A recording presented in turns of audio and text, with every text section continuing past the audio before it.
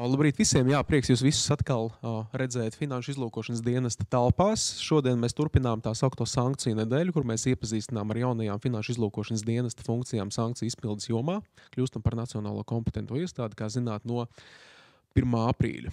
Šodienas mērķis jums pastāstīt par to, ko Finanšu izlūkošanas dienests darīs, kādas būs mūsu ārējās aktivitātes, kā mēs komunicēsim ar privāto sektoru, kādu informāciju jūs varēsiet atrast jaunajā Finanšu izlūkošanas dienesta tīmekļa vietnē un kādos jautājumos varēsiet pie mums vērsties un kādā formātā. Par to šodien padziļināt stāstīsim mēs, Finanšu izlūkošanas dienesta sankciju izpildes komanda, daļa no tās. Mans vārds ir Pauls Iļienkaus, es esmu Finanšu izlūkošanas dienesta priekšnieka vietnieks, un šodien liela daļa no prezentācijas jums stāstīs arī mans kolēģis, sankciju izpildes nodaļas vadītāja Marta Tilhena un viņas vietniece Gita Neimane. Uzreiz vēlos pateikt tātad par darba kārtību. Šodien 1 stundu un 15 minūtes mēs jums stāstīsim prezentāciju, tātad līdz 10:15, un no 10:15 līdz 10:40 ir paredzēta jautājuma atbilžu sesija. Tātad, kur jūs varēsiet uzdot arī jautājumus. Kā zinās, mums šodien notiek arī translācija, tātad viss tiek arī filmēts, un mums ir vairāk cilvēki pieslēgušies arī attālināti. Arī cilvēkiem, kas ir pieslēgušies attālināti, būs iespēja uzdot jautājumus, tos ierakstot čatā Zoomā. Vēl viena lieta, ko es gribu pateikt, ka, diemžēl, man sanāks ar jums būt tikai 1,5 stundu, jo 10 no rīta man ir jābūt Saeimas ārlietu komisijas sēdē, bet tālāk prezentāciju un stāstu un atbildes uz jautājumiem pārņems kolēģis, kas ir ārkārtīgi kompetents šajos jautājumos. Tā kā es domāju, ka jebkurā gadījumā viss būs ļoti labi un visas atbildes uz saviem jautājumiem jūs saņemsiet. Var vēl kaut kas ir jāpiemina no administratīviem jautājumiem? Nu nē, tad varam ķerties pie būtības. Tad dosimies pie pirmā slaida. Tātad sāksim ar to, kāda ir Finanšu izlūkošanas dienesta kompetence sankciju jomā šobrīd. Visi zinās Starptautisko un Latvijas Republikas Nacionālo sankciju likumu, īsāk sauks par sankciju likumu. Šobrīd esam kompetentā iestāde cīņā pret sankciju apiešanu, izmantojot Latvijas finanšu sektoru. Tātad sankciju apiešana, kas notiek izmantojot Latvijas finanšu sektoru, par to finanšu un nefinanšu sektoru pārstāvjiem ir jāziņo Finanšu izlūkošanas dienestam, gan atbilstoši AML likumam, gan atbilstoši sankciju likuma 17. pantam. Tātad kompetento institūciju uzraudzībā esošām personām ir pienākums, ja ir aizdomas par sankciju apiešanu vai apiešanas mēģinājumu finanšu ierobežojumu izpildē, ziņot par to Finanšu izlūkošanas dienestam. Kā zināms, arī nevienam no jums tas nav noslēpums. Pēdējos gados pēc Krievijas iebrukuma Ukrainā un plašajām noteiktajām Eiropas Savienības sankcijām šo ziņojumu skaits ir ļoti būtiski pieaudzis. Ir izstrādāts materiāls par tipoloģijām un indikatoriem par sankciju apiešanu. Par to otrā prezentācijas daļā stāstīs kolēģi Gita Neimane vairāk.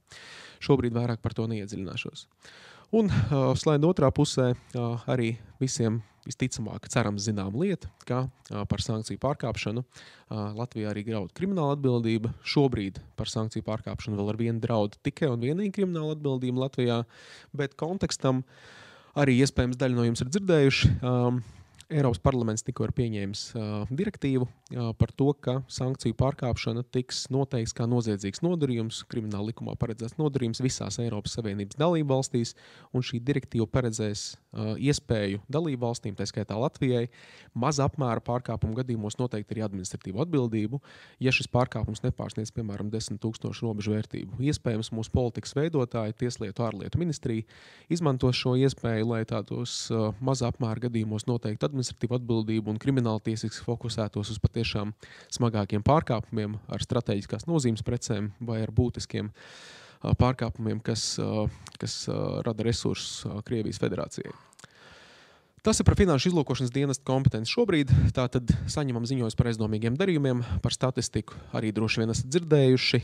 Pagājušo gadu 510 ziņojumi par aizdomīgiem darījumiem. Finanšu izlūkošanas dienestā speciāla analītiķa komanda, kas analizē tieši šos ziņojumus par aizdomīgiem darījumiem, specializējas sankciju apiešanas apkarošanā.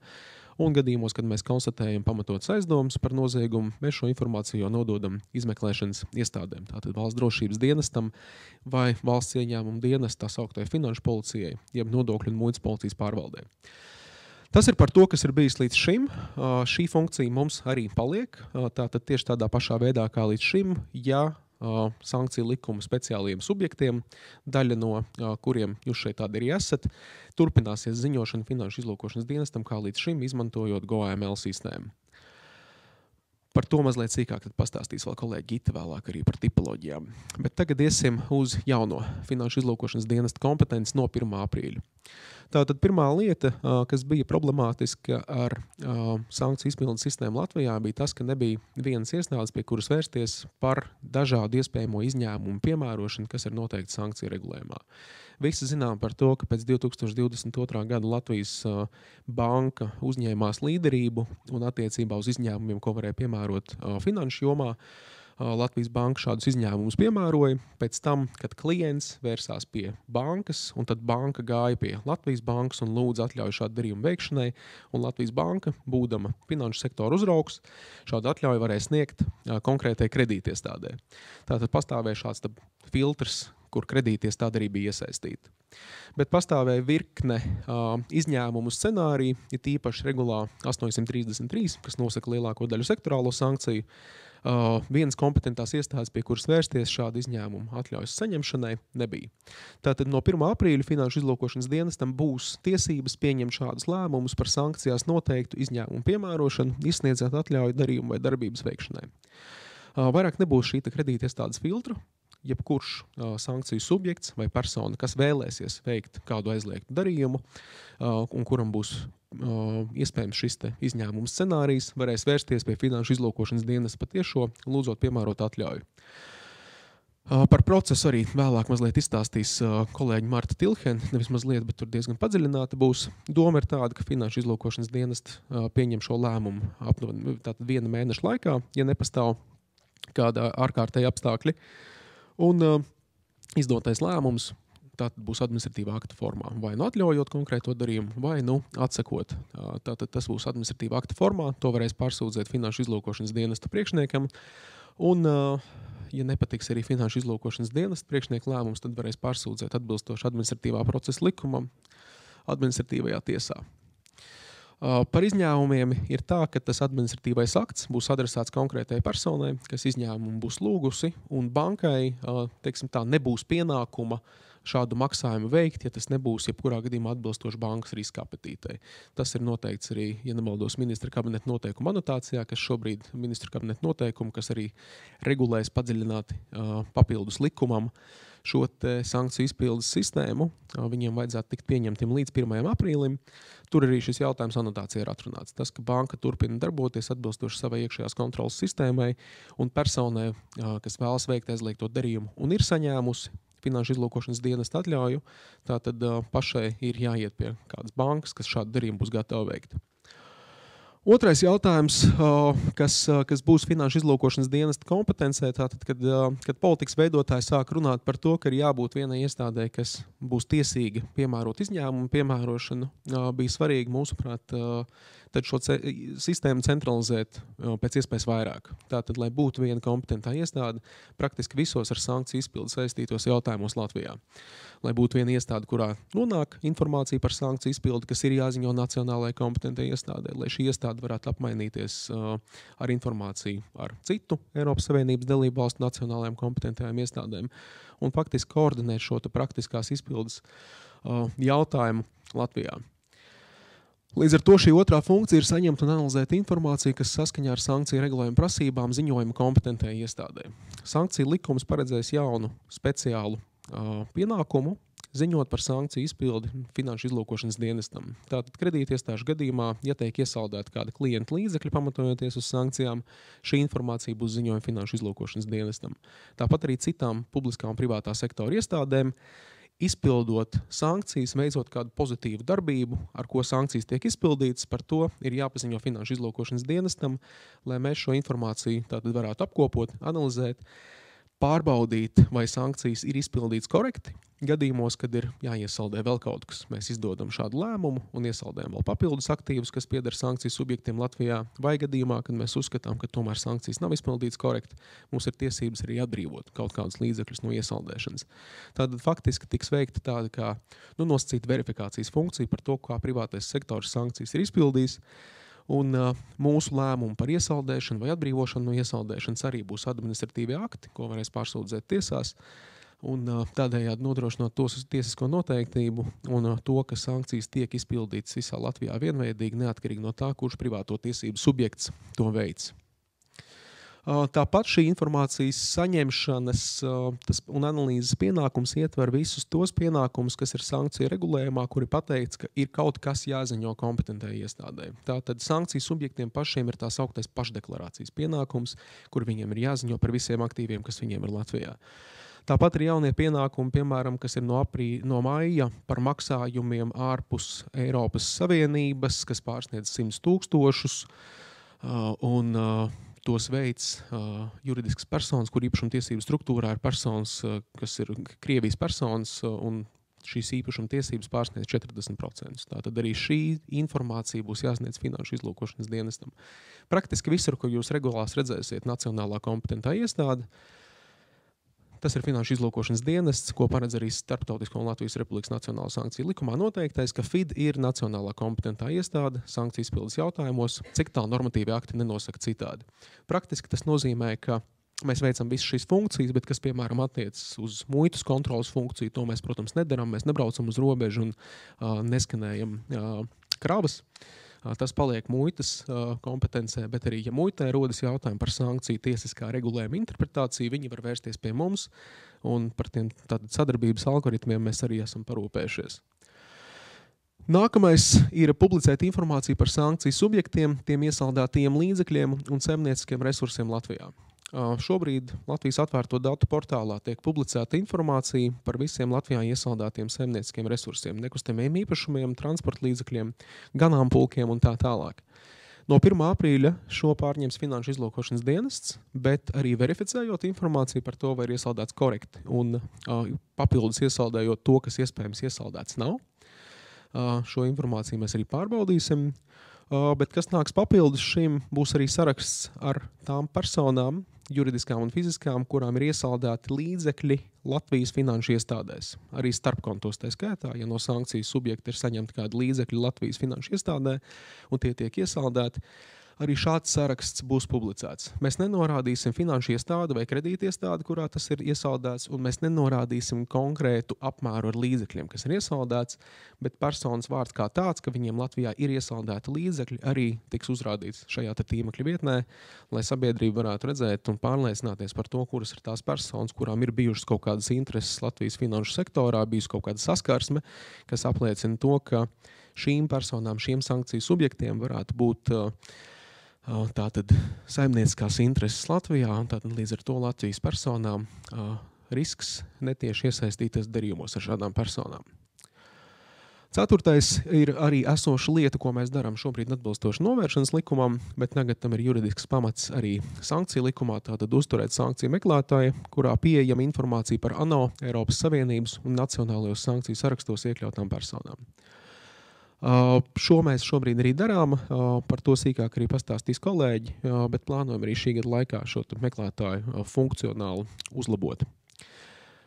Tālāk ir par 5. lieta, tātad ir pieņemt lēmumus par aktīvu atbrīvošanu no iesaldēšanas, ja tiek konstatēts pamatojums, tātad, ja persona tiek izņemta no sankciju saraksta, delistēta vai mainās, piemēram, izņēmumu piemērošanas rezultātā īpašumtiesību struktūra vai kontrolas struktūra, un sankciju subjekts vairāk nav uzskatāms par sankciju subjektu, gadījumā, ja finanšu iestāde vai kāda cita persona nebūs atbrīvojis no iesaldēšanas līdzekļus, Finanšu izlūkošanas dienestam būs tiesības to labot un pašam pieņemt šādu lēmumu. Neredzam, ka šādi gadījumi varētu būt bieži, bet tiesiskā regulējuma noteikšana šādiem gadījumiem ir ļoti būtiska arī no Moneyval rekomendāciju izpildes un cilvēktiesību ievērošanas viedokļa. Ar šo ļoti saistīts ir tas 8., kas ir pieņemt lēmums, kas nepieciešams, lai nodrošinātu sankciju izpildi, tā skaitā lemt par līdzekļu un saimniecisko resursu iesaldēšanu. Tātad, piemēram, monitoringa rezultātā par nekustamiem īpašumiem Latvijā, ja mēs konstatējam kādu jaunu nekustamo īpašumu, kas nav iesaldēts uz doto brīdi, bet atbilstoši sankciju regulējumam tam tādam vajadzētu būt, mēs varam pieņemt lēmumu par tādu līdzekļu iesaldēšanu. 6. ir ļoti svarīgs sniegt skaidrojumus, veikt informatīvus pasākumus un apmācības sankciju jautājumos. Tātad tas tiks darīts tostarp arī ar mūsu jauno tīmekļa vietni, par kuru mēs pastāstīsim mazliet sīkāk. Tātad šī brīža tīmekļa vietne sankcijas fidgov.lv pārvērtīsies par mūsu informācijas tādu apkopojumu tieši par sankcijām. Tur būs pieejams arī šis sankciju meklētājs, bet arī cita informācija, kas ir saistīta ar sankciju izpildu un mūsu funkcijām. Tā skaitā biežāk uzdoto jautājumu sadaļu. Par to arī kolēģis izstāstīs sīkāk. Un 7. ir veikta informācijas apmaiņa ar Eiropas komisiju un Eiropas Savienības dalībvalstu kompetentajām iestādēm. Nepieciešamības gadījumā arī ar UK, ASV kompetentajām iestādēm, bet tātad izņēmumi tiek piemērot visā Eiropas Savienībā un informācijas apmaiņa ar dalībvalstīm. Tātad tas arī ir mūsu kompetencē tālāk. Par skaidrojumiem, informatīviem pasākumiem, tātad pamatojoties uz riskos balstīto pieeju, mēs plānojam arī vērsties pie tām uzņēmēju kategorijām, kurām varētu būt augstāki sankciju apiešanas riski, un skaidrot sankciju tiesiskā regulējuma piemērojamību, par to, kāda ir pienākumi un par to, kādas arī varētu būt sekas, ja sankcijas netiek ievērotas korekti. Tas ir īsumā par mūsu funkcijām šobrīd. Kādas viņas būs no 1. aprīļa. Protams, tur apakšā var dažādas vēl bullet points palikt, bet principā šie ir tie lielie bloki. Kas paliek ārpus finanšu izlūkošanas dienesta kompetences ir pirmais tātad lēmumi par darbībām ar precēm, kuru aprit regulēja strateģiskās nozīmes preču aprits likums.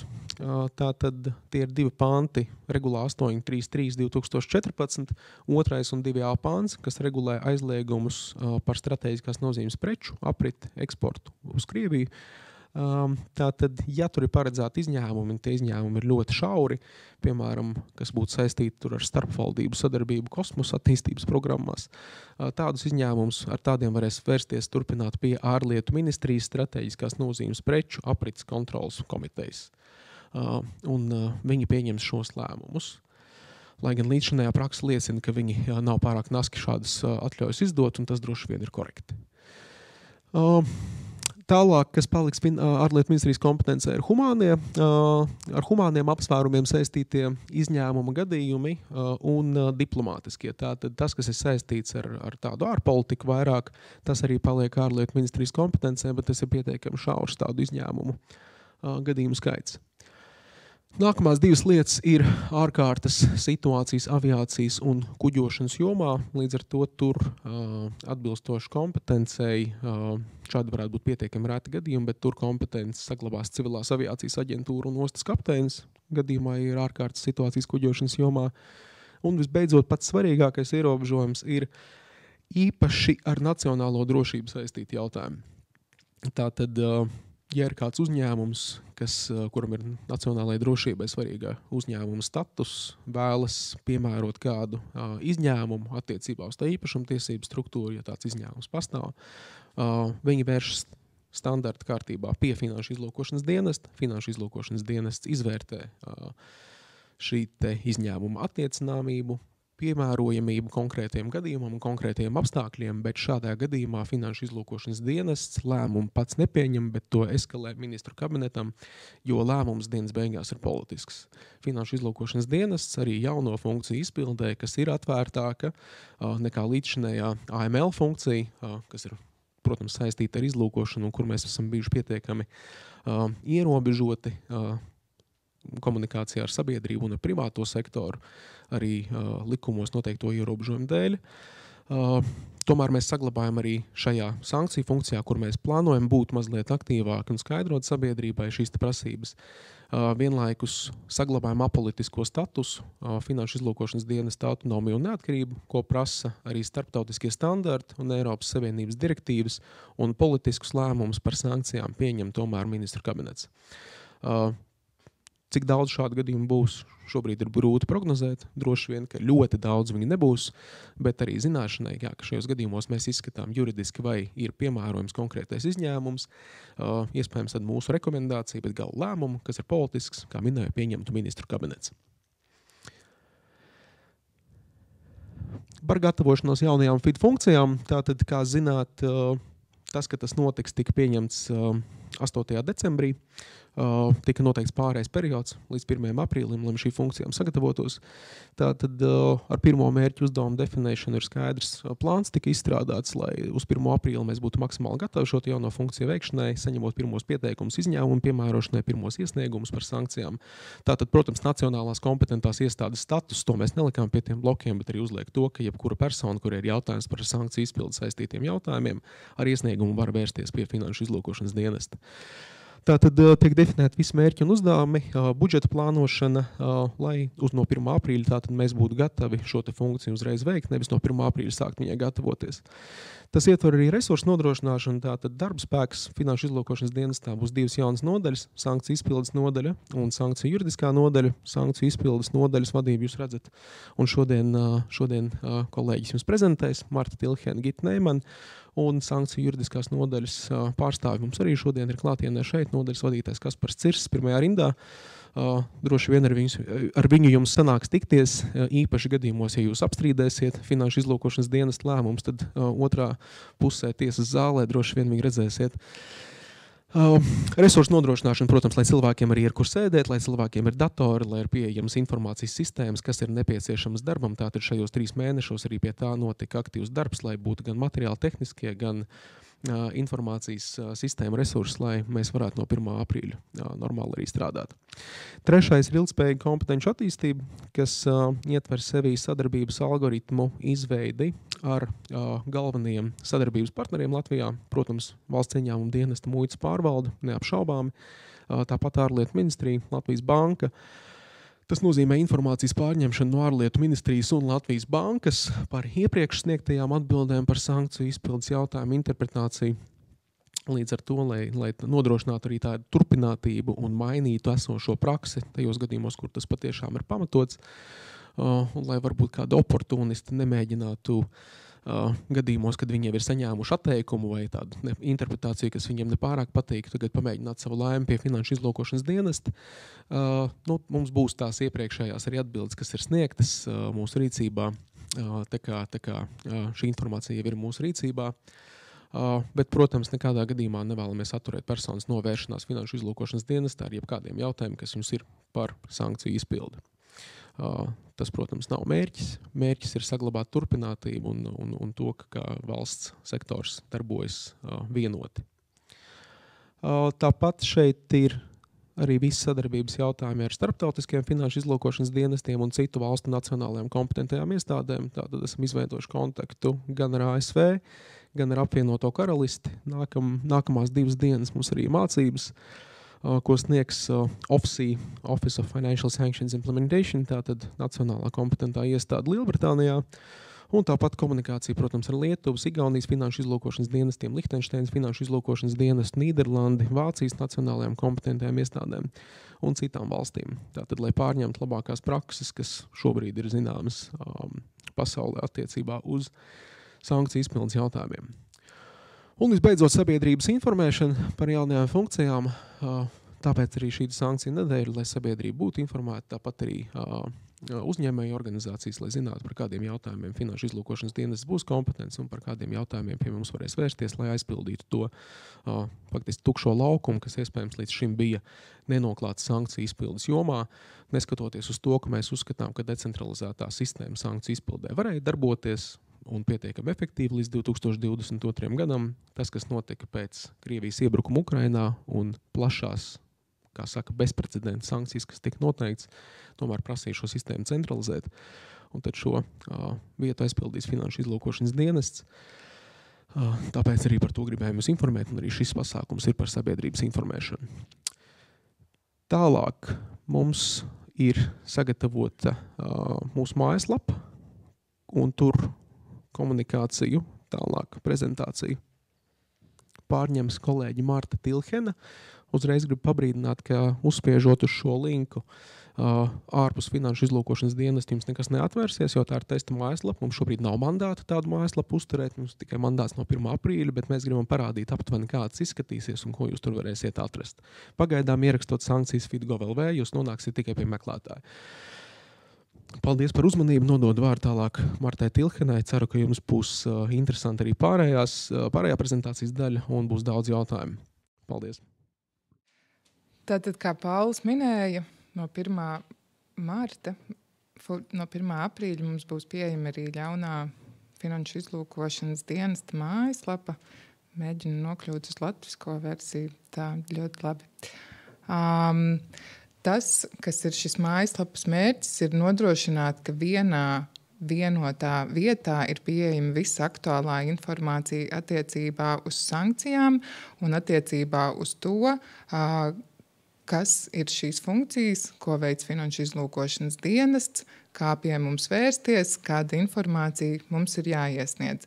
Tad varam īsumā apskatīties, vēl mājaslapa ir tapšanas versijā, kā Pauls minēja, šo linku ievadot, jūs nevarēsiet piekļūt mājaslapas saturam, bet tad galvenās lietas, kas mājaslapā būs pieejamas. Pirmkārt, biežāk uzdoto jautājumu sadaļa, kurā noteikti mēģināsim uzturēt aktuālu informāciju par sankciju izpildes jautājumiem.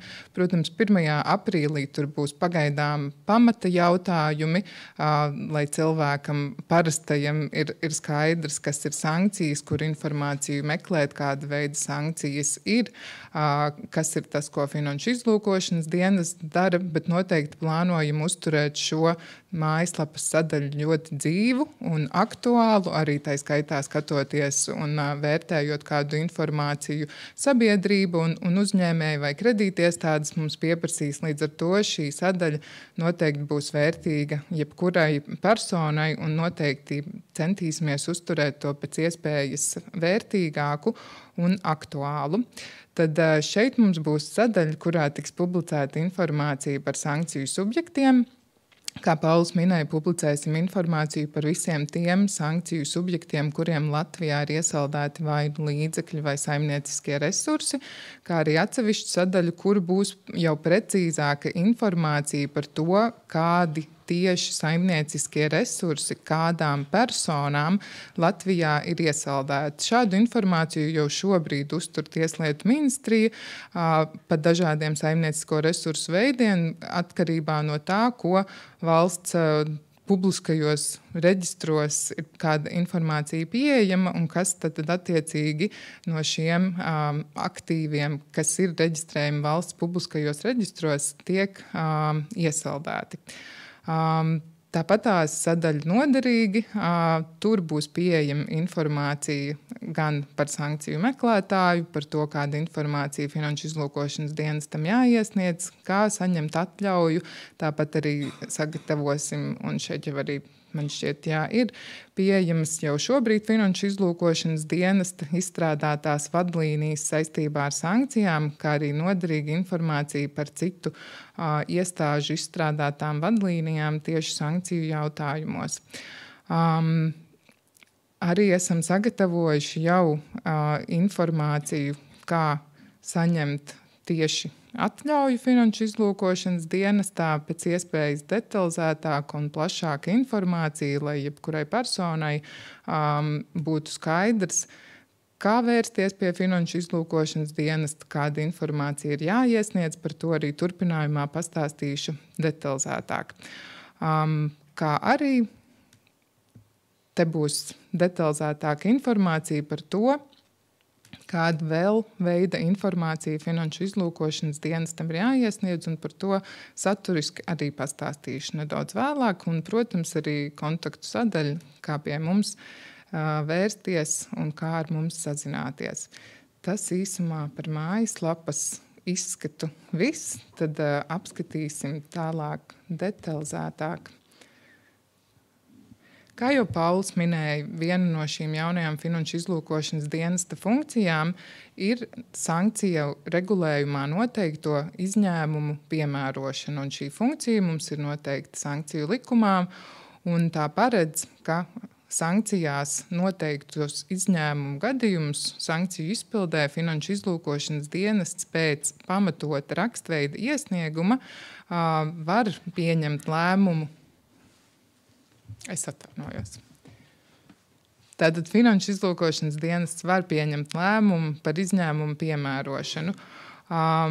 Rakstveida iesniegumā iesniedzējam ir pienākums norādīt izņēmumu piemērošanas nepieciešamību un juridisko pamatojumu un iesniegumam pievienot izņēmumu piemērošanai pamatojošos dokumentus un informāciju. Tad detalizētāk par to. Ļoti būtiski saprast, kā jau Pauls minēja, līdz šim kārtība attiecībā uz izņēmumu piemērošanu bija nedaudz savādāka. Ja kādai personai bija nepieciešams veikt, piemēram, maksājumu sankciju subjektam no iesaldētiem līdzekļiem vai kādu maksājumu, vai personai bija nepieciešams veikt maksājumu uz sankcionētas personas kontu, tad personas vērsās pie savas kredītiestādes ar pieteikumu, ar pamatojumu, un tad kredītiestāde vērsās ar šo pieteikumu pie Latvijas bankas, un Latvijas banka bija tiesīga izsniegt atļaujas tikai Latvijā reģistrētām kredītiestādēm, finanšu iestādēm. Ļoti būtiski saprast, ka ar 1. aprīli šī kārtība būtiski mainās. Šobrīd ar 1. aprīli būs tā, ka pie finanšu izlūkošanas dienesta būs jāvēršās pašam sankciju subjektam vai arī personai, kas vēlas veikt darbību, uz kuru attiecināmas sankcijas. Proti, ja ir sektorālajām sankcijām aizliegta kāda darbība, ir aizliegts sniegt kādu pakalpojumu vai vest kādas preces, bet ir kāds izņēmums, kur ir pieļaujams ar kompetentās iestādes atļauju šo darbību veikt, tad pati persona vēršās pie finanšu izlūkošanas dienesta ar pamatotu rakstveida iesniegumu. Un ļoti būtiski saprast, ka personām ar šo iesniegumu ir jāvēršās pie finanšu izlūkošanas dienesta pirms šīs aizliegtās darbības veikšanas, lai visiem ir skaidrs, pirms jūs kaut ko veicat, ja tam ir nepieciešama atļauja, protams, pirms tās darbības veikšanas jūs vēršaties pie mums, lai atļauju saņemtu. Cik ilgi finanšu izlūkošanas dienests izskata pieteikumu un attiecīgi cik laicīgi ir nepieciešams pie mums vērsties, protams, pēc iespējas laicīgāk, jo pamata termiņš ir 1 mēnesis, kā parasti tiek izskatīti iesniegumi, taču noteiktos gadījumos, administratīvā procesa kārtībā noteiktos gadījumos, mēs šo izskatīšanas termiņu varam pagarināt līdz 4 mēnešiem, un jāsaprot arī, ka tādā situācijā, ja jūs būsiet iesnieguši šo iesniegumu, bet tam nebūs pievienoti klāt varbūt visi nepieciešamie dokumenti vai nebūs sniegta visa nepieciešamā informācija, lai mēs varētu pēc būtības šo iesniegumu izskatīt, tad, protams, arī mēs nevarēsim pieņemt lēmumu par atļaujas izsniegšanu. Mēs informēsim jūs par to, kas ir šie trūkumi, kas būtu jānovērš, kāda papildus informācija vēl ir jāiesniedz, un tas, protams, arī var paildzināt šo iesniegumu izskatīšanas periodu, jo mēs lēmumu varam pieņemt, protams, tikai tad, kad mūsu rīcībā ir visa nepieciešamā informācija, visi nepieciešamie dokumenti, lai varētu pēc būtības izvērtēt iesniedzēju lūgumu.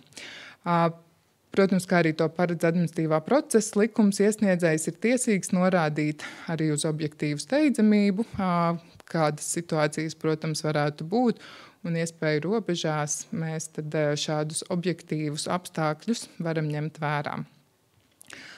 Tāpat tās ņemot vērā, ka šobrīd, sākot ar 1. aprīli, pats sankciju subjekts vai pati persona versija, kas vēlas veikt aizliegtu darbību, vērsiesies patiešo pie finanšu izlūkošanas dienesta, tad arī šīs atļaujas saņēmējs būs šis sankciju subjekts vai arī šī persona, kas vēlas veikt šo aizliegto darbību. Un šo atļauju mēs izsniegsim tikai iesniedzējam. Līdz ar to, kā iesniedzējam nodrošināt, ka šī atļauja un šī atļautā darbība tiešām tiek izpildīta, tas ir iesniedzēja pienākums, un iesniedzējam pašam ir jāveic aktīvas darbības, lai šo jau atļauto darbību varētu izpildīt. Piemēram, iesniedzējam, ja ir nepieciešams veikt kādu maksājumu, ja tas ir sankciju subjekts vai kuram pašam jāveic maksājums vai personai jāveic maksājums sankciju subjektam, tad persona ar savu izsniegto atļauju dodās pie kredītiestādes, pati kredītiestādei uzrāda šo izsniegto atļauju, un tad kredītiestāde var šo maksājumu izpildīt.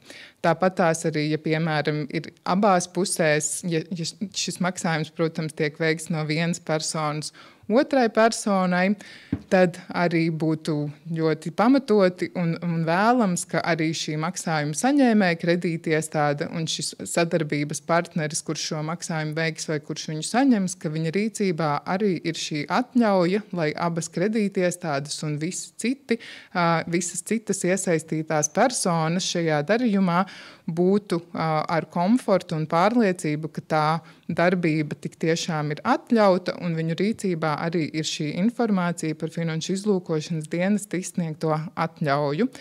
Un gadījumā, ja kādam, protams, rodās kaut kādi jautājumi par to, vai šī atļauja ir autentiska, vai ar šo atļauju viss ir kārtībā, var vērsties pie Finanšu izlūkošanas dienesta. Skatos, ka esmu nolasījusi auditorijas domas par jautājumu, kāds bija radies.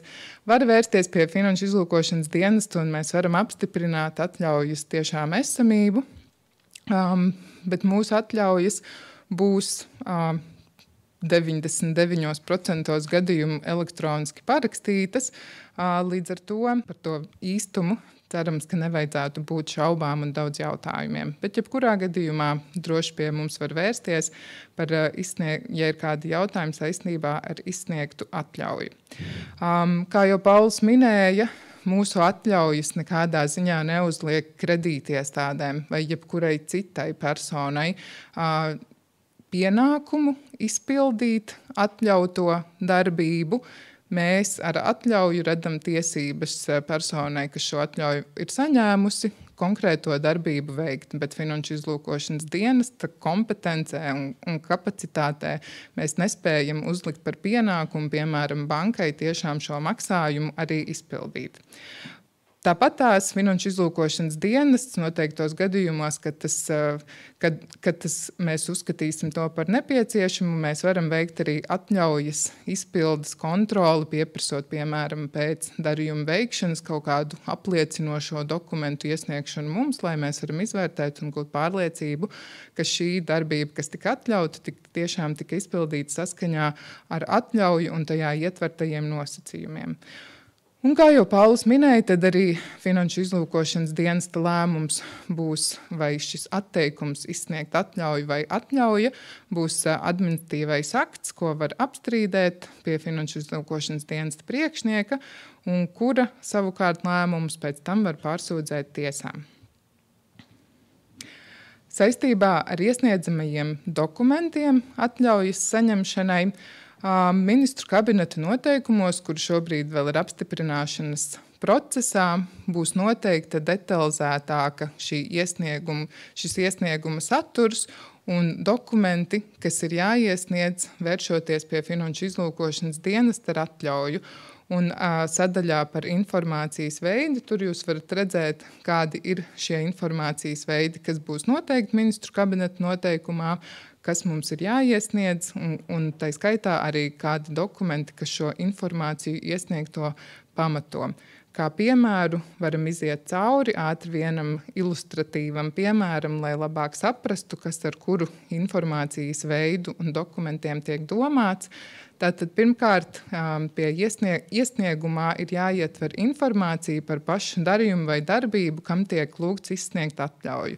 Piemēram, sankciju subjektam jāveic maksājums, kas nepieciešams iesaldēto saimniecisko resursu parastai turēšanai. Piemēram, sankciju subjektam ir rūpnīca vai māja, un sankcijas nekādā veidā neparedz kaut kāda īpašuma iznīcināšanu, līdz ar to sankcijas pieļauj izņēmumu, kas atļauj uzturēt iesaldētos saimnieciskos resursus formā, lai tie nesabojātos. Bet tai pašā laikā neatļauj veikt to uzlabošanu, bet ļauj uzturēt tos tādā stāvoklī, kā tie ir. Līdz ar to šādā situācijā, piemēram, ja sankciju subjektam ir jāveic maksājums, tad uz šo informācijas veidu iesniedzamie dokumenti, piemēram, būtu konta izdruka vai bankas apliecinājums, ka konkrētie līdzekļi, no kuriem tiek plānots veikt maksājumu, tik tiešām ir iesaldēti, kā arī, piemēram, līguma projekts, par pakalpojumiem un precēm, kas ir nepieciešami, lai uzturētu šo saimnieciskos resursus un rēķins, ja atbilstoši. Bet līguma projekts pārsvarā jau droši vien tam vajadzētu būt līguma projektam, ņemot vērā, ka, kā jau minēju, pirms sankciju subjekts vai arī kāda trešā persona iesaistās jaunos darījumos ar sankciju subjektu, tad pirms jūs tādu līgumu noslēdzat, vispār šādu līgumu noslēgšanai ir jāsaņem Finanšu izlūkošanas dienesta atļauja, bet, protams, varbūt arī tādas situācijas īpaši šobrīd, kad jau 2 gadi ir pagājuši, kad kaut kādi līgumi ir spēkā, kādi līgumi ir bijuši atļauti jau iepriekš ar Latvijas bankas atļaujām, un ko būtiski arī uzsvērt šajā sakarā, kas būs arī šī informācija iekļauta mūsu biežāk uzdoto jautājumu sadaļā, ka atbilstoši sankciju likuma pārejas noteikumiem tās atļaujas, ko ir izsniegusi Latvijas banka līdz 1. aprīlim, tās paliek spēkā. Ja tām ir noteikts, piemēram, kaut kāds termiņš, Latvijas banka, piemēram, 1. martā izsniedz atļauju, kura ir izdota uz kaut kādu noteiktu periodu, tad šī atļauja turpina būt spēkā šo noteikto periodu, ja vien Latvijas banka tieši nepaziņo, ka šī atļauja tiek ātrāk atcelta. Tas pats attiecās arī uz vispārējo saskaņojumu, ko šobrīd ir izdevusi Latvijas banka, jeb iepriekš Finanšu un Kapitāla tirgus komisija. Arī vispārējais saskaņojums 1. aprīlī turpina būt spēkā, un tas attiecīgi šie maksājumi, kas tika atļauti un kas ir iespējami pamatojoties uz vispārējo saskaņojumu, tos arī var turpināt izpildīt, nesaņemot atsevišķu Finanšu izlūkošanas dienesta atļauju, kamēr vien šis vispārējais saskaņojums ir spēkā. Sadarbojoties ar Latvijas banku, mēs nodrošināsim, ka šis pārējais process, kad šis Latvijas bankas vispārējais saskaņojums zaudē spēku un iespējams tiek izdots jauns Finanšu izlūkošanas dienesta vispārējais saskaņojums vai kā savādāk šie jautājumi tiek risināti, to mēs noteikti laicīgi komunicēsim ar sabiedrību, lai nodrošinātu, ka ir saprātīgs pārejas periods, kad, piemēram, sankciju subjekti varētu saņemt jau atsevišķas atļaujas, vai tad būtu skaidrs, kas būs tas Finanšu izlūkošanas dienesta vispārējā saskaņojuma saturs, ja tādu mēs izdosim. Tā, virzoties tad tālāk par informācijas veidiem. Pirmkārt, tātad informācija par darījumu vai darbību, kam tiek lūgta atļauja. Otrkārt, arī pašam iesniedzējam ir pienākums pamatot to, ka tiešām uz šo darījumu attiecās sankcijas. Un līdz ar to tad ir jāiesniedz informācija par to, kāds sankciju regulējums uz konkrēto darījumu attiecas. Piemēram, šajā ilustratīvajā piemērā sankciju subjekta īpašnieks ir iekļauts padomes regulā numur 269/2014 regulā, kas ir regula, kurā noteikts finanšu sankcijas, iesaldējošās sankcijas saistībā ar Krievijas iebrukumu Ukrainā. Tātad sankciju subjekta īpašnieks ir šajā regulā iekļauta persona. Un, lai to apliecinātu, tad vēršoties pie Finanšu izlūkošanas dienesta, tiek iesniegt arī īpašumtiesību apliecinoši dokumenti. Ja tas ir Latvijas uzņēmums, tad, protams, arī šo informāciju mēs varam iegūt uzņēmumu reģistrēt, tad tādu papildus dokumentāciju mums nav nepieciešams iesniegt, bet citos gadījumos, kur tas ir atbilstoši, tad iesniedz arī šādus dokumentus. Nākamais informācijas veids, kas ir jāiesniedz, ir izvērtējums par atbilstību konkrētam izņēmumam. Tātad iesniedzējiem ir skaidri jānorāda, kurš izņēmums uz konkrēto darījumu attiecās, un jāsniedz pamatojums tam, ka šajā situācijā tas, ko jūs vēlaties kā iesniedzējs veikt, atbilst izņēmuma tvērumam. Piemēram, šajā konkrētajā gadījumā izvērtējums par to, ka šis darījums atbilst regulas 269/2014 4. panta 1. punkta C apakšpunktā noteiktajam. Šis ir šis izņēmums, kas atļauj veikt maksājumus, kas ir nepieciešami iesaldēto saimniecisko resursu parastai uzturēšanai, kā arī iesaldētu līdzekļu parastai uzturēšanai.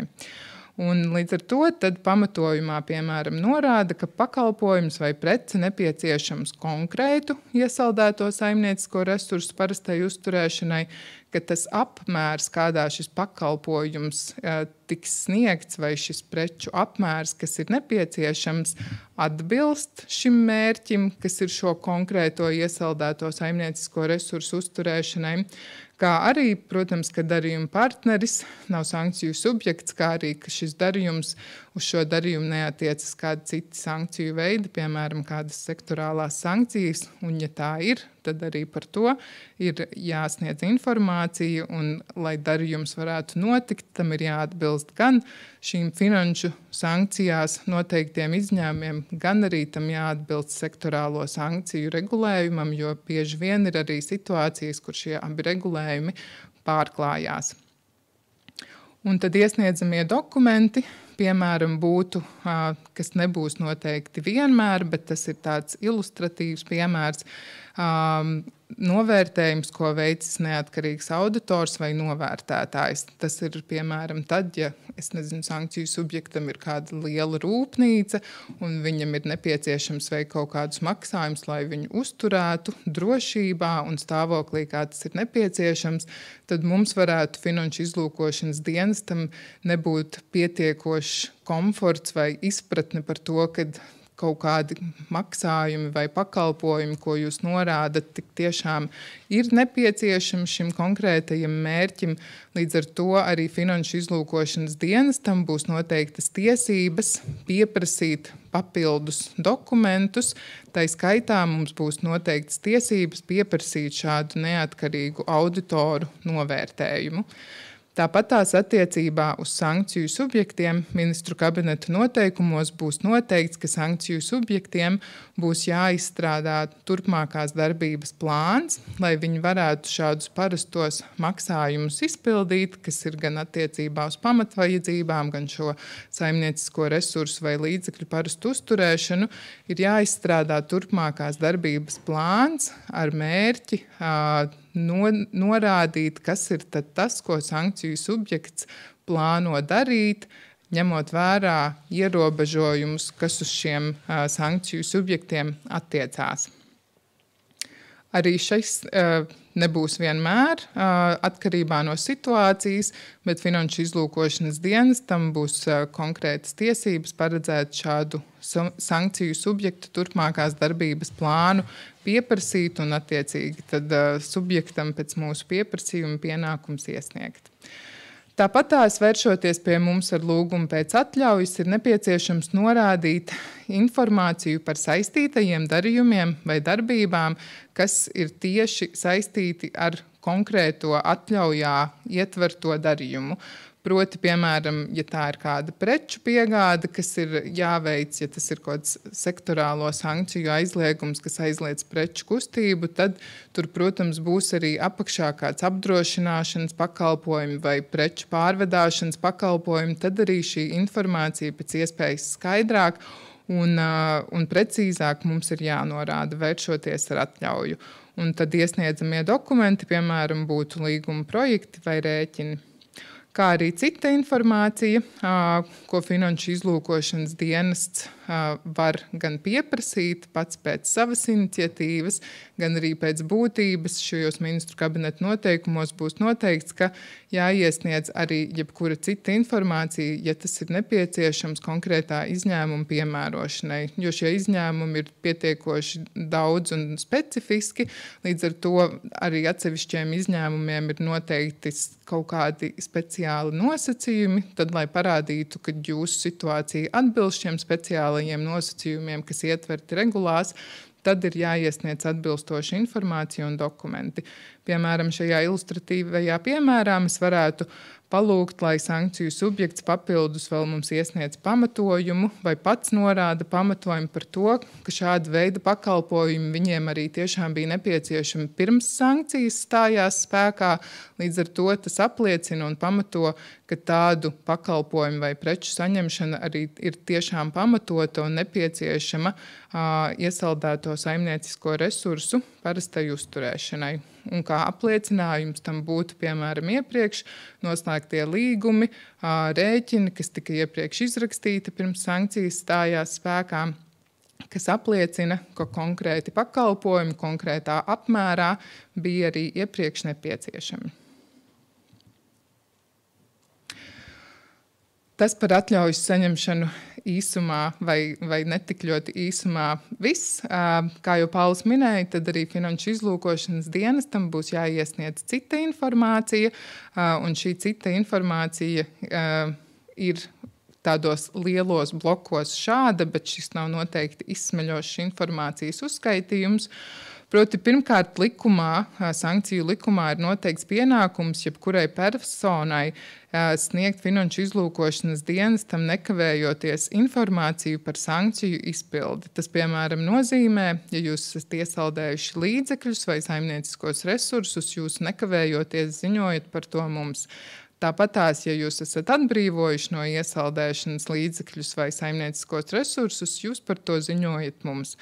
Tāpatās arī, kā Pauls minēja, ja jūs, piemēram, veicat kādu sektorālo sankciju ierobežojumu, kādu pozitīvu, aktīvu darbību, tad par to jūs ziņojat arī mums.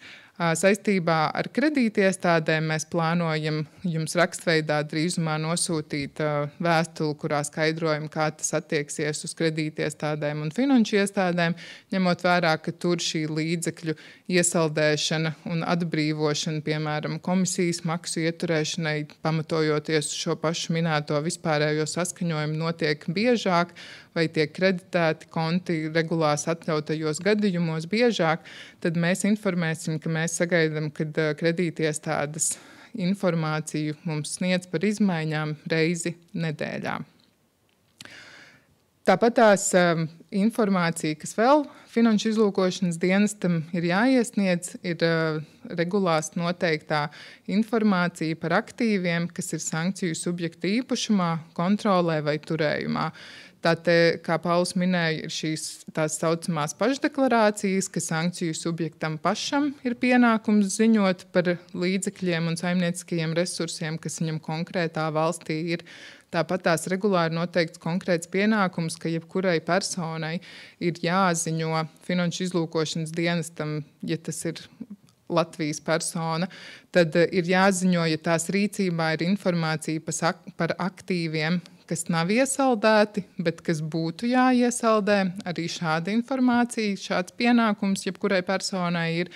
Tāpat tās arī jebkurai personai ir pienākums ziņot par darbībām ar aktīviem, kas notikušas 2 nedēļas pirms sankciju noteikšanas. Proti, persona tiek iekļauta sankciju sarakstā, un ja jūsu rīcībā ir informācija, piemēram, kredītiestādēm par to, kas pirms 2 nedēļas pirms šīs personas iekļaušanas sankciju sarakstā, kas ir noticis ar šiem līdzekļiem, varbūt tur ir notikuši būtiska līdzekļu pārskaitīšana ārpus Eiropas Savienības, vai ja sankciju subjektam, piemēram, ir nekustamais īpašums, kurš būtu iesaldējams, bet maģiski 2 nedēļas pirms sankciju noteikšanas ir noticis nekustamā īpašuma pārdošanas darījums, un līdz ar to it kā šis īpašums vairs nepieder sankciju subjektam, tad par šādu rīcību ar šādiem aktīviem ir jāziņo arī Finanšu izlūkošanas dienestam, un šī kārtība un šis pienākums ir noteikts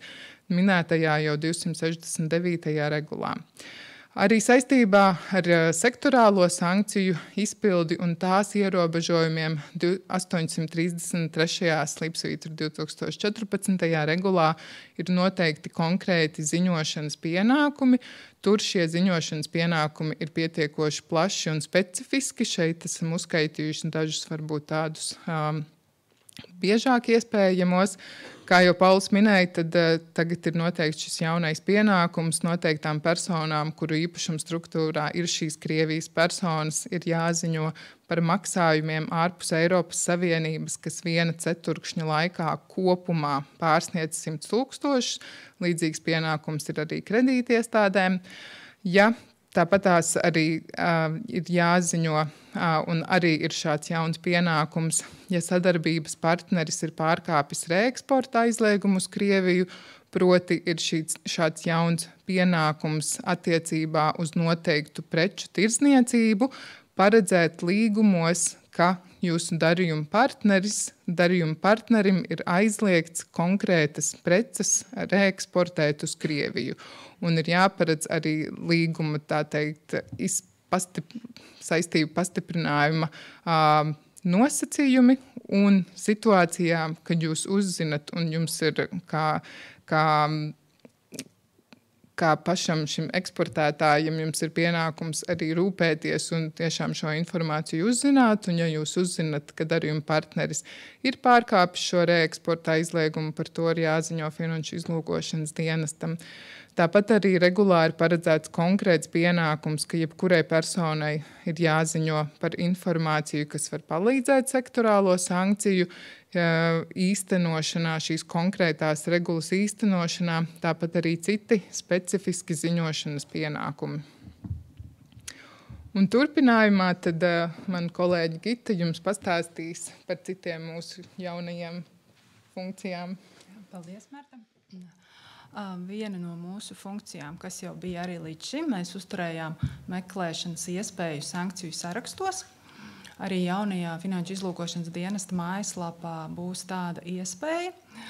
Šobrīd tiek strādāts pie sankciju meklētāju uzlabošanas, lai tas būtu ērtāks, lai būtu tie kritēriji, pēc kā meklē vienkāršāki un meklētu arī pēc daļējas sakritības, kā arī citiem variantiem. Šeit gan jāpiebilst, ka meklētājs uzlabots nebūs no 1. aprīļa, bet mēs pie tā strādājam un tas noteikti tiks uzlabots vēlāk. Šobrīd meklētājā ir pieejama informācija par sankciju sarakstos iekļautiem subjektiem, fiziskām vai juridiskām personām vai citiem identificējumiem subjektiem, attiecībā uz kuriem ir noteiktas Apvienoto Nāciju organizācijas, Eiropas Savienības vai nacionālās sankcijas. Šeit gan arī jāpiebilst, ka informācija ir atspoguļota tikai par sankciju sarakstos iekļautiem subjektiem, pret kuriem ir noteiktas tieši mērķētas finanšu sankcijas. Līdz ar ko šeit nebūs pieejama informācija par citiem sankciju veidiem, kā piemēram sektorālajām sankcijām. Padomi precīzāku meklēšanas rezultātu iegūšanai jau šobrīd, tad mēs iesakām meklēt pēc vārda, uzvārda nosaukuma saknes un šo vārdu nelatviskojot, jo, ja jūs, piemēram, meklēsiet pēc pilnā vārda, bet attiecīgi regulā persona būs iekļauta savādākā veidā, tad sakritību neatradīs. Tādēļ, lai atrastu sakritību, būtu jāmeklē pēc tieši šī vārda, uzvārda vai nosaukuma saknes. Tāpat ir iespēja arī lietot izvērsto meklētāju, kad jau var definēt konkrēti meklēšanas kritērijus, pēc kuriem meklēšana ir veikta. Meklētājs atradīs arī saites uz attiecīgiem lēmumiem, kur tad varēs redzēt arī, ar kuru datumu šī persona ir iekļauta attiecīgajā sankciju sarakstā, kā arī iespējams saglabāt rezultātus XML vai PDF formātos. Varam apskatīt arī vienu piemēru, kā izskatītos, ja mēs šobrīd veiktu meklēšanu. Tikai mazliet uzgaidīsim, kamēr atvērsim mājaslapu.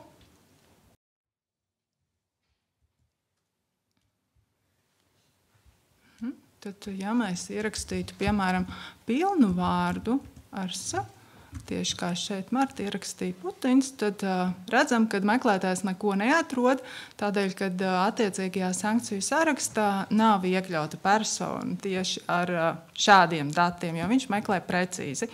Bet, ja mēs meklētu pēc vārda saknes, tad attiecīgi tiek atrastas jau vairākas personas, un pēc datiem tad jūs jau redzat, kad pirmā persona, piemēram, ir īstā, kuru jūs meklējat.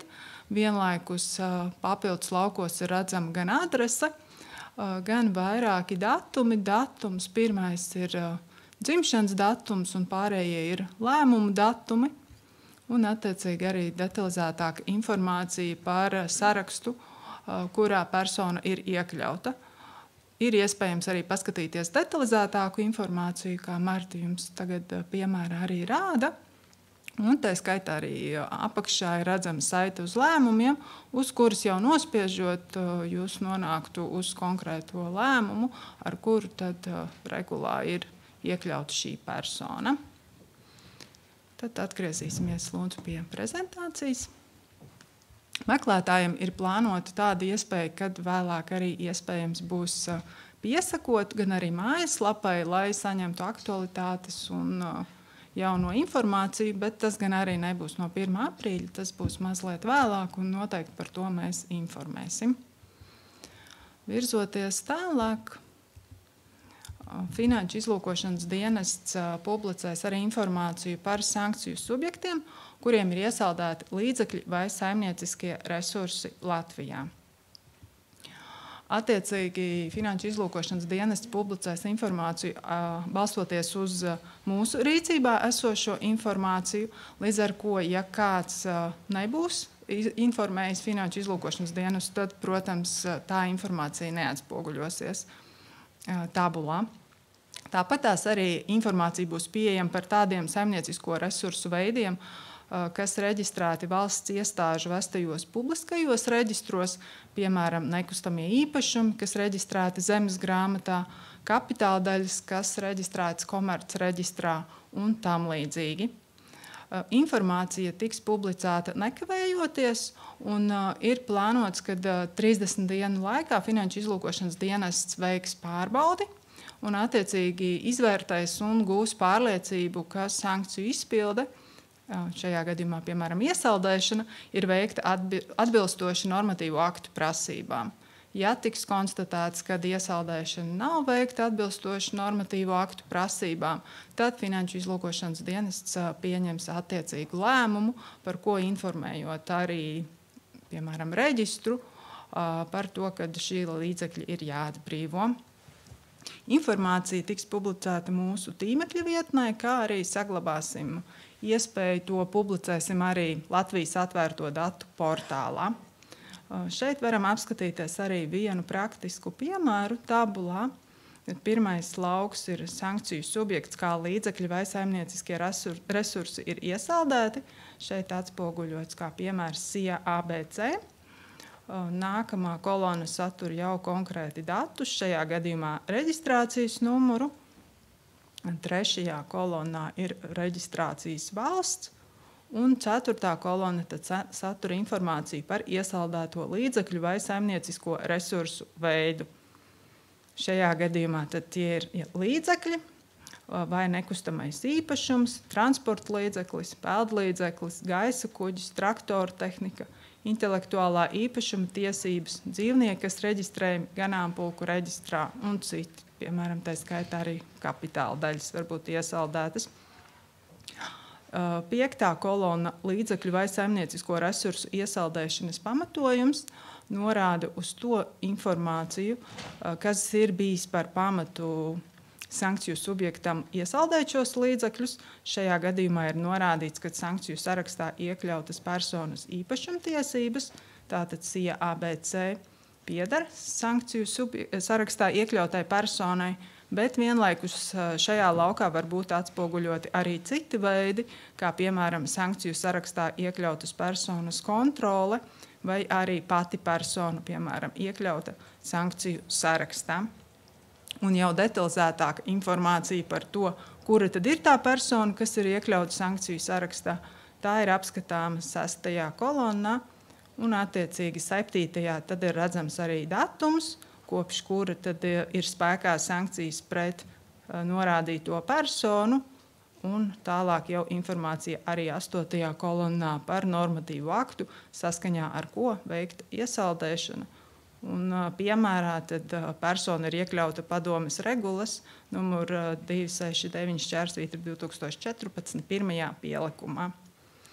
Pēdējais lauks FID pārbaudīts nozīmē to, vai FID ir pārbaudījis, jeb verificējis šo informāciju vai nav. Attiecīgi sākumā, tad, kamēr pārbauda nebūs veikta, šajā laukā varētu parādīties nē. Un, kad ir jau pārbauda veikta, tad būs attiecīgi norādīts, kad ir pārbaudīts un pārbaudas datums. Tā, tad varam virzīties tālāk. Runājot par aktuālajām tendencēm un statistiku sankciju apiešanas jomā, kā jau kolēģi arī iepriekš norādīja, tad Finanšu izlūkošanas dienests saglabā arī savu kompetenci sankciju apiešanas novēršanas jomā. Un pēdējo gadu laikā ir palielinājušies arī saņemto ziņojumu skaiti, kas saistāmi ar sankciju apiešanu. Ja mēs salīdzinām, piemēram, 2021. gadā, tad tādi bija saņemti 12 ziņojumi, 2022. gadā 281, bet 2023. gadā jau 510. Finanšu izlūkošanas dienests strādā ar katru ziņojumu. Katrs ziņojums tiek izlasīts, analizēts un jau tad tālāk atbilstoši prioritātēm arī noteikts tālākās darbības ar tiem.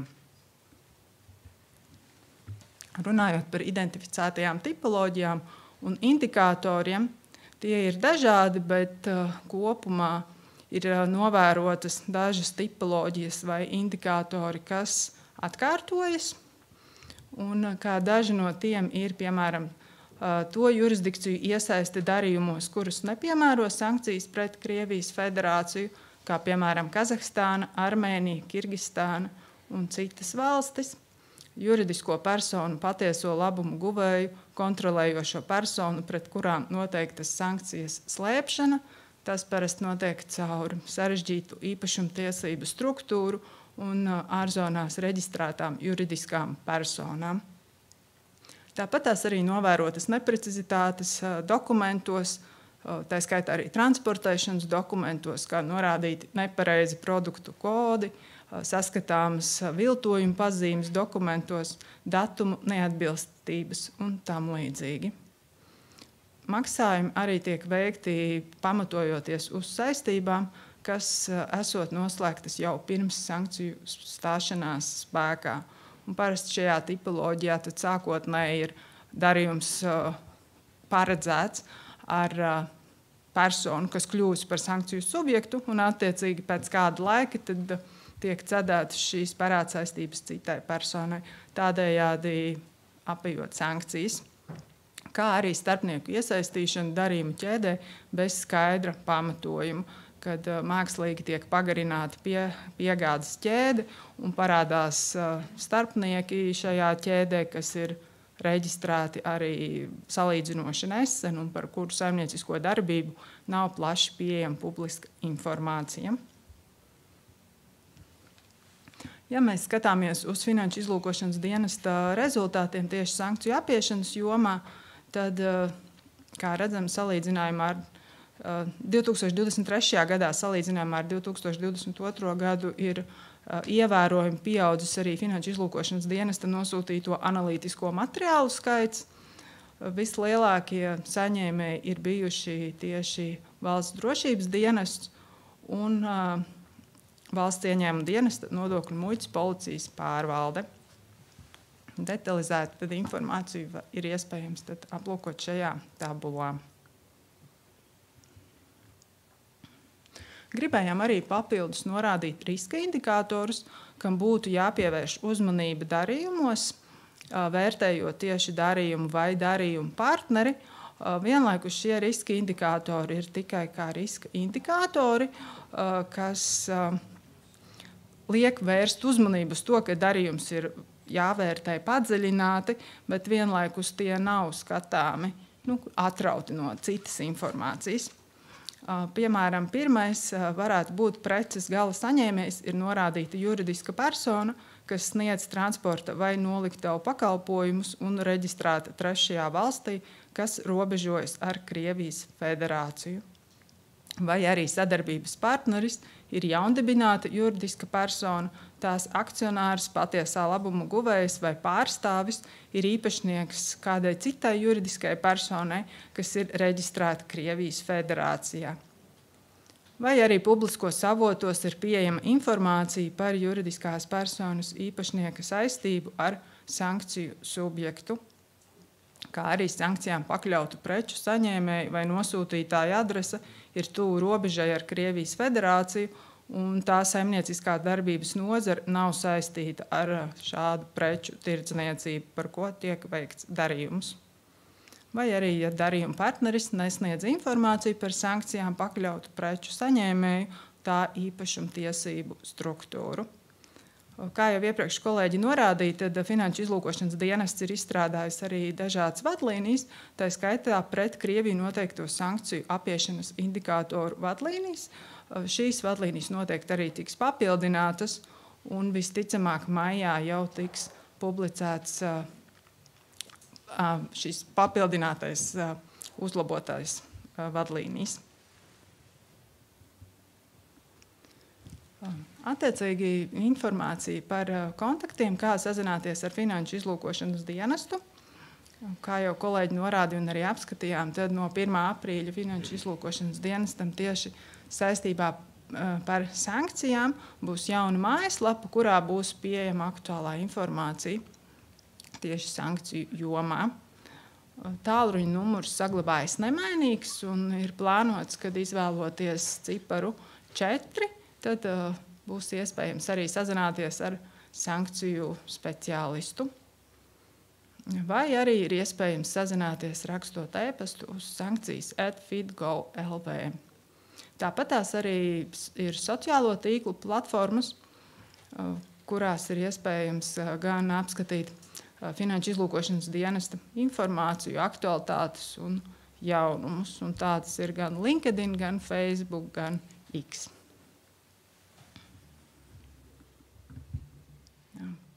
Paldies par uzmanību.